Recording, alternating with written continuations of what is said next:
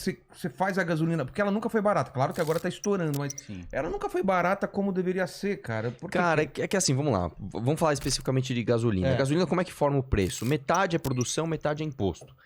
Na metade que é imposto, como que você faz para baixar imposto? Só tem um jeito, você tem que diminuir custo.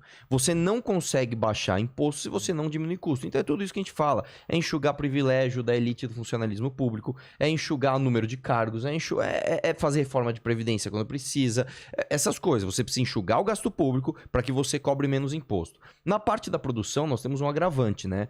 O Brasil, e isso é uma mentira do PT, que agora o Bolsonaro tá espalhando que nós somos autossuficientes em petróleo. Nós não somos. Não somos. Porque o que acontece?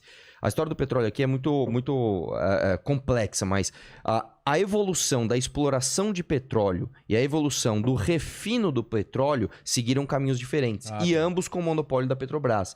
Então, a exploração do petróleo, ela avançou de uma maneira muito mais rápida do que o refino.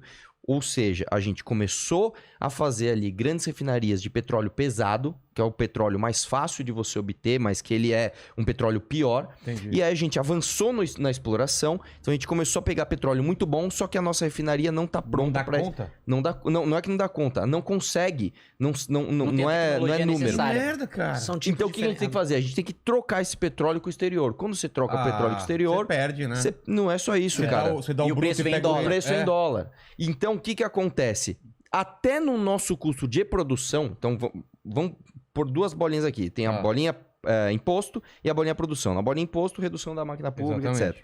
Na bolinha produção, você tem o fator dólar. Como é que você faz para baixar dólar? Você precisa ter um país que tenha confiabilidade, você tem que ter um país que tenha segurança jurídica, você tem que ter um país que tenha política econômica decente, e é tudo que nós não temos. Nós temos um presidente da república que vira e mexe, ele fala... FSTF aí tá, como é que ele fala? Esticando a corda aí, tá ok? Pronto, aí o dólar, pum. Por que investidor vai ser maluco o suficiente pra falar, pô, eu tô aqui, sei lá, nos Emirados Árabes, sou um trilhardário, vou investir no Brasil. País que, acho que tem... Ou o presidente mandou dar um golpe de estado, porra, que país bom pra investir. Vou fazer uma fábrica lá. Tudo que eu quero é um lugar estável. Eu vou botar minha grana lá. Vou colocar meu dinheiro lá. Ele que tá, nesse instante. Você entra no banco, tá o gerente com a arma em cima da mesa e fala: não, coloca o dinheiro aqui. As putas lá.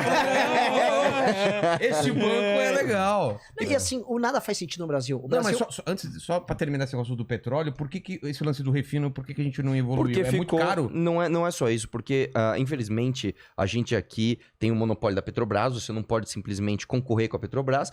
E por que você vai ser eficiente se você não tem concorrente?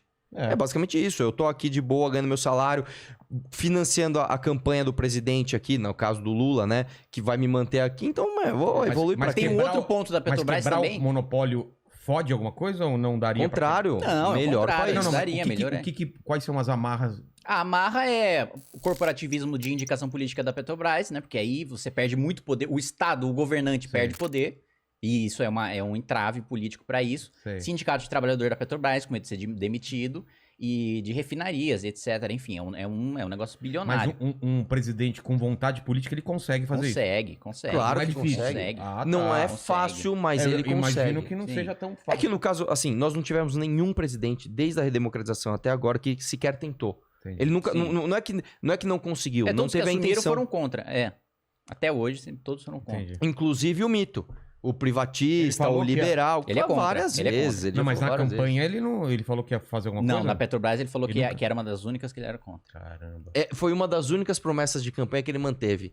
Manter a Petrobras fodida. Ele falou, eu vou continuar mantendo a Petrobras essa porcaria aí, tá ok? E manteve. E na Petrobras tem outra coisa que aumenta o preço, que é a política de conteúdo local, que é até o terceiro nível, você é obrigado a contratar tudo de empresa nacional. Então, tipo, o cabo precisa ser nacional, aí a sonda precisa ser nacional. Aí você é obrigado a contratar um produto menos eficiente, mais caro, só pra cumprir a lei.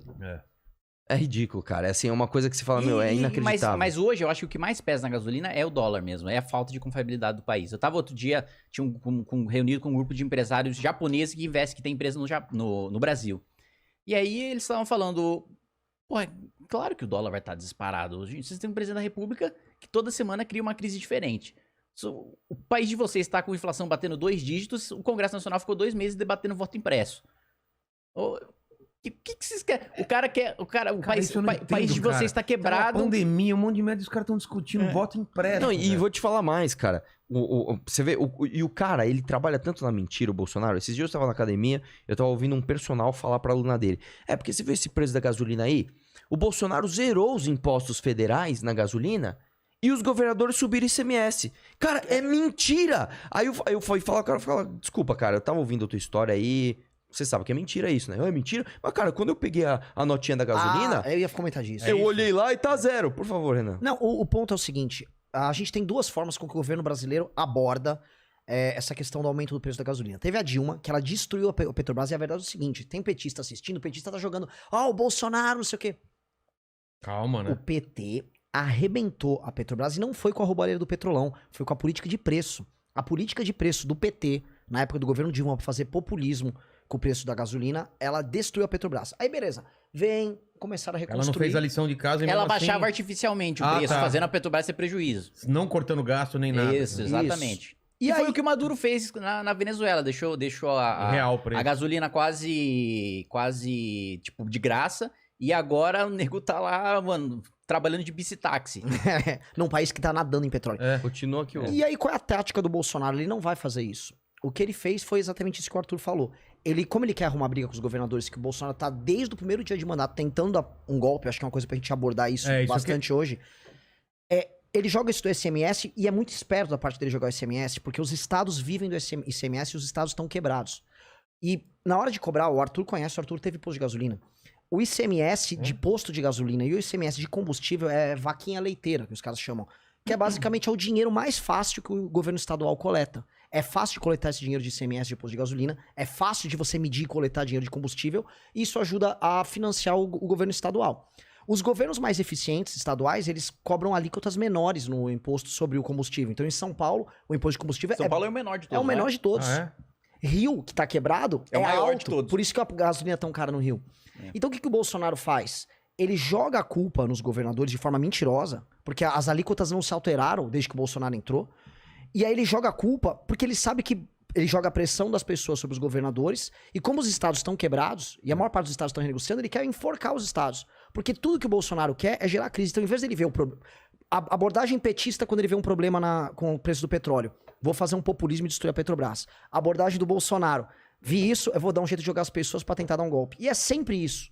A linha do Bolsonaro é sempre de tentar insuflar as pessoas contra os estados e os municípios. E a linha do PT é, vou fazer um populismo aqui, jogar conta pra todo mundo e fingir que tá tudo bem. E a gente pode fazer um paralelo disso com várias coisas que tanto o petismo faz quanto o bolsonarismo faz.